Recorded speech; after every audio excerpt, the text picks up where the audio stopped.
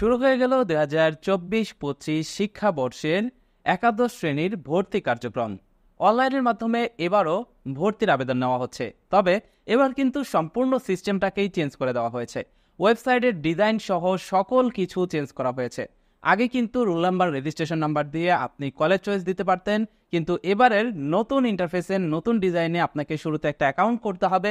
Account করার পর নির্দিষ্ট কিছু প্রসেস অনুযায়ী আপনাকে কলেজ চয়েস দিতে হবে। এবছর যদি আপনি সঠিকভাবে কলেজ চয়েস দিতে চান তাহলে আজকের ভিডিওটি শেষ পর্যন্ত দেখুন। তার কারণ আজকের ভিডিওতে আমি আপনাদেরকে পেমেন্ট করা থেকে নিয়ে শুরু করে কিভাবে অ্যাকাউন্ট করবেন, কিভাবে কলেজ চয়েস দিবেন, A to Z দেখানোর চেষ্টা করব। মূল ভিডিওতে যাওয়ার আগে একটা রিকোয়েস্ট থাকবে, ভিডিওটিতে একটি লাইক দিয়ে ভিডিওর পরবর্তী অংশটুকু কন্টিনিউ করবেন। ওকে, তো একাদশ শ্রেণীতে ভর্তির জন্য আপনারা যে কাজটি করবেন, অনলাইনে কলেজ চয়েস দেওয়ার জন্য আপনার মোবাইল ফোন থেকে গুগল ক্রোম ব্রাউজারটা ওপেন করবেন। আপনারা চাইলে কম্পিউটার দিয়েও করতে পারেন। গুগল ক্রোম ব্রাউজারে এসে আপনারা সার্চ করবেন xiclassadmission.gov.bd। আপনাদের সুবিধার জন্য লিঙ্ক ভিডিও ডেসক্রিপশন বক্সে দিয়ে রাখবো। এবার আপনারা এইখান থেকে এক্সআই ক্লাস অ্যাডমিশন সিস্টেম এটাতে ক্লিক করবেন। এখানে ক্লিক করলে দেখতে পারবেন আপনাদের সামনে ঠিক এরকম একটা ইন্টারফেস চলে আসবে। এবার আপনারা এইখানে দেখতে পারবেন সাইন আপ নামের একটা অপশন রয়েছে। আপনি এখান থেকে এই সাইন আপ লেখাতে প্রেস করবেন। সাইন আপ লেখাতে প্রেস করার পর এখানে আপনার রোল নাম্বার, এখান থেকে আপনার বোর্ড সিলেক্ট করবেন, এখান থেকে আপনার পাসিং ইয়ার সিলেক্ট করবেন, এখানে রেজিস্ট্রেশন নাম্বার দিবেন এবং এখানে আপনার মোবাইল নাম্বার দিবেন। সেম মোবাইল নাম্বার এখানেও দিবেন। অবশ্যই এখানে সকল তথ্য ঠিকঠাক মতো দিবেন এবং এইখানে যে মোবাইল নাম্বারটা দিবেন অবশ্যই সেই মোবাইল নাম্বারটা যেন সচল থাকে, তার কারণ এই মোবাইল নাম্বার দিয়েই পরবর্তীতে আপনাকে ভর্তি কনফার্ম করতে হবে। সকল ডিটেলস এখানে ঠিকঠাক মতো দেওয়ার পর আপনি এখান থেকে এই সাইন আপ লেখাতে প্রেস করবেন। সাইন আপ লেখাতে প্রেস করলে আপনি দেখতে পারবেন এইখানে আপনাকে একটা আইডি দেওয়া হবে এবং একটি পিন নাম্বার দেওয়া হবে।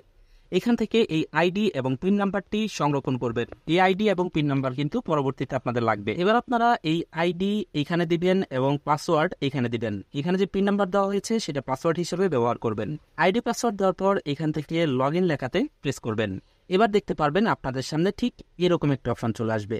এইখান থেকে এবার আপনি এই যে দেখতে পাচ্ছেন 3 লাইন্স রয়েছে, এই 3 লাইন্সে প্রেস করবেন। 3 লাইন্সে প্রেস করলে আপনি দেখতে পারবেন এইখানে একটা অপশন রয়েছে আবেদন নামের। এখান থেকে আপনারা এই আবেদনে প্রেস করবেন। আবেদনে প্রেস করলে এখানে দেখতে পারবেন 3টা অপশন। শুরুতে এখান থেকে আপনাকে আবেদন ফি জমা দিতে হবে, তারপর এখান থেকে আবেদন করতে হবে এবং তারপর এখান থেকে আপনি আপনার আবেদনটি দেখতে পারবেন। তো এখান থেকে শুরুতে আমি আবেদন ফি জমা দিন এই লেখাটিতে প্রেস করলাম। এবার আপনারা দেখতে পারবেন আপনাদের সামনে ঠিক এরকম একটা ইন্টারফেস আসবে। এবছর আপনারা অনলাইনে ভর্তির জন্য আবেদন ফিস জমা দিতে পারবেন দুইভাবে। একটা হচ্ছে সোনালী ব্যাংকের গেটওয়ের মাধ্যমে, আরেকটা হচ্ছে SSL কমার্সের মাধ্যমে। এই দুইটা পেমেন্ট মেথড ব্যবহার করে আপনারা মোবাইল ব্যাংকিং সার্ভিস, কার্ড সহ যে কোনো পেমেন্ট মেথড ইউজ করে আপনারা পেমেন্ট করতে পারবেন। তো এইখান থেকে আমি সোনালী ব্যাংক এই অপশনটি ব্যবহার করতেছি। এখানে ক্লিক করলে দেখতে পারবেন এইখানে আপনার কত টাকা পেমেন্ট করতে হবে সেটা চলে আসবে। এবার এইখান থেকে আপনি চাইলে অ্যাকাউন্টের মাধ্যমে পেমেন্ট করতে পারবেন, ওয়ালেটের মাধ্যমে পেমেন্ট করতে পারবেন। আপনি চাইলে এখান থেকে কার্ডের মাধ্যমে পেমেন্ট করতে পারবেন, মোবাইল ব্যাংকিংয়ের মাধ্যমে পেমেন্ট করতে পারবেন। তো আমি এখান থেকে মোবাইল ব্যাংকিং সার্ভিস বিকাশের মাধ্যমে পেমেন্ট করব, তাই এখান থেকে বিকাশ সিলেক্ট করলাম। এবার এখানে দেখতে পাচ্ছেন বিকাশ চার্জ বাবদ 1 টাকা 80 পয়সা এখানে অ্যাড হয়েছে। এবার আপনি এখান থেকে কনফার্মে প্রেস করবেন। কনফার্মে প্রেস করলে আপনাদের সামনে এরকম অপশন আসবে। আপনি এখান থেকে পে উইথ বিকাশ এই লেখাটিতে প্রেস করবেন। এখানে প্রেস করলে এখানে আপনাকে বিকাশ নাম্বার দিতে বলবে, আপনি বিকাশ নাম্বার দিয়ে কনফার্মে প্রেস করবেন। এবার আপনার বিকাশে একটা ভেরিফিকেশন কোড যাবে, সেই ভেরিফিকেশন কোডটা এখানে দিয়ে দিবেন। ভেরিফিকেশন কোড দেওয়ার পর এখান থেকে কনফার্মে প্রেস করবেন। এবার এখানে আপনার বিকাশের পিন নাম্বারটা দিয়ে দিবেন। আপনার বিকাশে যেন অবশ্যই এই পরিমাণ ব্যালেন্সটা থাকে। বিকাশের পিন নাম্বার দিয়ে কনফার্মে প্রেস করবেন। দেখতে পারবেন আপনার পেমেন্ট সম্পূর্ণ হয়ে যাবে। দেখতে পাচ্ছেন এখানে আমার পেমেন্টটা সম্পূর্ণ হয়ে গেছে। এবার আপনি এখান থেকে এই রেফারেন্সের একটা স্ক্রিনশট দিয়ে রাখবেন। পেমেন্ট সম্পূর্ণ হয়ে গেলে আপনি ড্যাশবোর্ডে চলে আসবেন। এবার একটু নিচের দিকে স্ক্রল ডাউন করলে এখানে আপনার সকল তথ্য দেখতে পারবেন। যেমন দেখতে পাচ্ছেন এইখানে রয়েছে আবেদনকারীর তথ্য।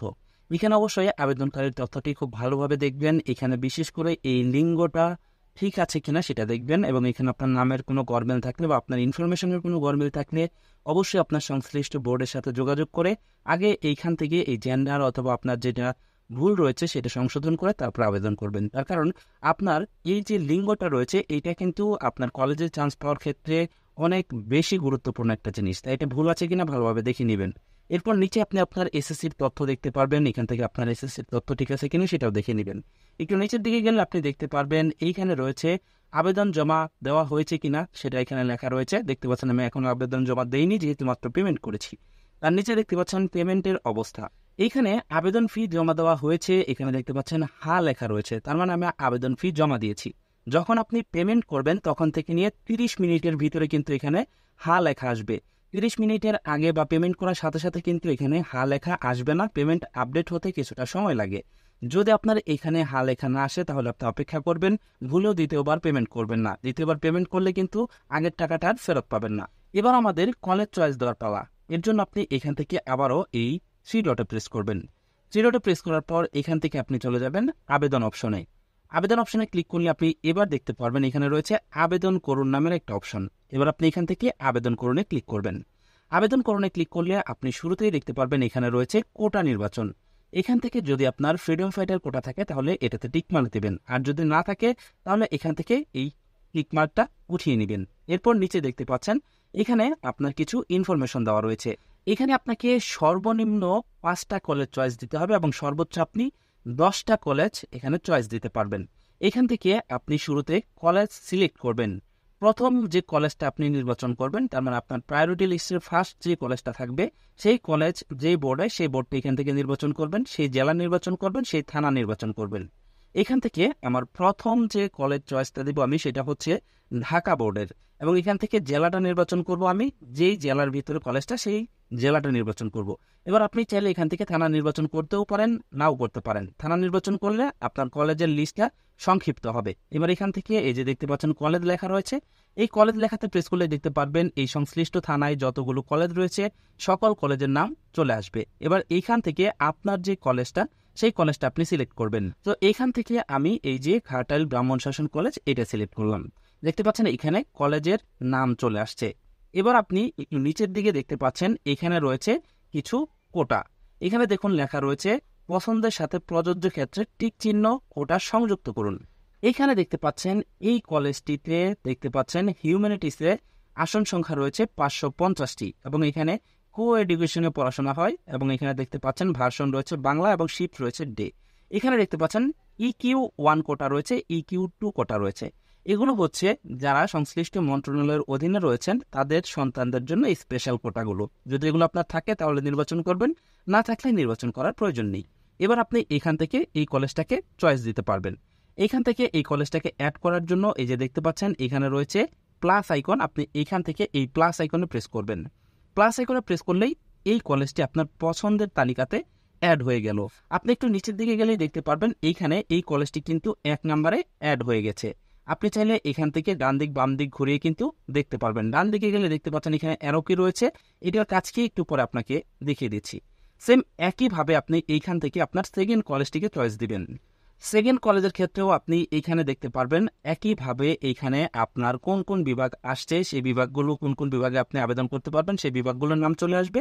এখান থেকে আপনি যে বিভাগে আবেদন করবেন জাস্ট এখান থেকে এই প্লাস আইকনে প্রেস করবেন। প্লাস আইকনে প্রেস করলে দেখতে পারবেন এই কলেজটিও যুক্ত হয়ে যাবে। এভাবে আপনি এখানে 5টি সর্বনিম্ন সর্বোচ্চ 10টি কলেজ আপনি এখানে চয়েস দিবেন।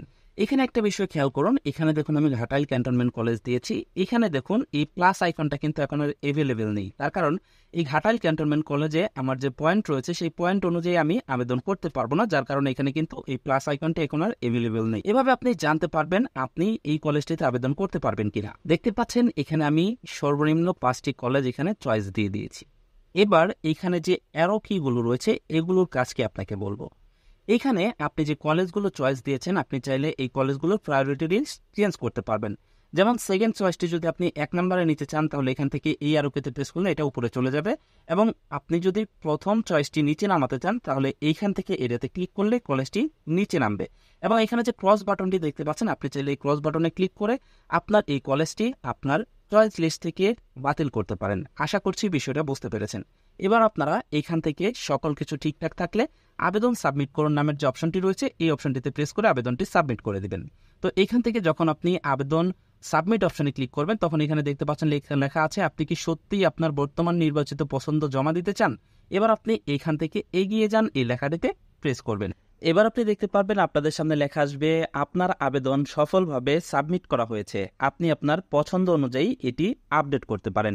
তার মানে আপনার কলেজ চয়েস সাবমিট দেওয়া হয়ে গেছে। এবার যদি আপনি ড্যাশবোর্ডে আসেন তাহলে আপনি দেখতে পারবেন এইখানে আবেদনকারীর তথ্যের জায়গায় আবেদনকারীর তথ্য রয়েছে, এবং এইখানে এসএসসির তথ্যের জায়গায় এসএসসির তথ্য আগের মতোই রয়েছে। নিচে থেকে যে তথ্যগুলো আগে ছিল সেই তথ্যগুলো কিন্তু মুছে ফেলা হয়েছে, যেমন পেমেন্ট স্ট্যাটাস সহ আরও যেগুলো আমি ভিডিও শুরুতে দেখিয়েছি সেগুলো কিন্তু ওয়েবসাইটের আপডেটের কারণে সেগুলো এখন বাতিল করে দেওয়া হয়েছে। শুধুমাত্র এই দুইটা তথ্য আপনারা এখন দেখতে পারবেন এবং এইখানে দেখতে পাচ্ছেন আগে লেখা ছিল নট সাবমিটেড, এখন লেখা আছে অ্যাপ্লিকেশন সাবমিটেড। এবার আপনি এইখানে দেখতে পাচ্ছেন 3- যে অপশনটা রয়েছে, এই 3- অপশনে প্রেস করবেন। এইখান থেকে আপনারা আবেদন লেখাটিতে ক্লিক করবেন। আবেদন লেখাটিতে ক্লিক করলে আপনি এইখানে দেখতে পারবেন নিচে একটা অপশন রয়েছে আবেদন আপডেট করুন এবং আবেদন দেখুন। আপনি যদি এখন চান আপনার কলেজ চয়েস পরিবর্তন করবেন তাহলে এখান থেকে এই আবেদন আপডেট করুন এই লেখাটিতে প্রেস করবেন। এটাতে প্রেস করলে দেখতে পারবেন আপনাদের সামনে আপনার চয়েস দেওয়া কলেজগুলো চলে আসছে। এবার আপনি চাইলে এখান থেকে অ্যারো কির মাধ্যমে কলেজগুলো বাদ করতে পারবেন কিংবা উপরে আপ ডাউন করে নিতে পারবেন। এছাড়াও আপনারা চাইলে এইখান থেকে আবেদন দেখুন এই লেখাটিতে প্রেস করে আপনার আবেদনটি দেখতে পারবেন।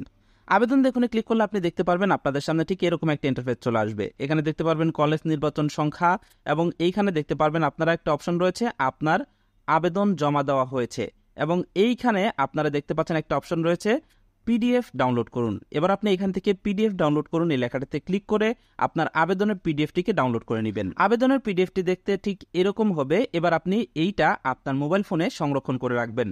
প্রথম ধাপের ভর্তি রেজাল্ট শেষ হওয়ার পর আপনি কোন কলেজে চান্স পেয়েছেন সেটার দেখার সিস্টেমটাও কিন্তু নতুন, সেই বিষয়ে একটা ভিডিও আমাদের চ্যানেলে দেবো, তাই আমাদের চ্যানেলটি সাবস্ক্রাইব করে পাশের নোটিফিকেশন বেলটি অন করে রাখুন।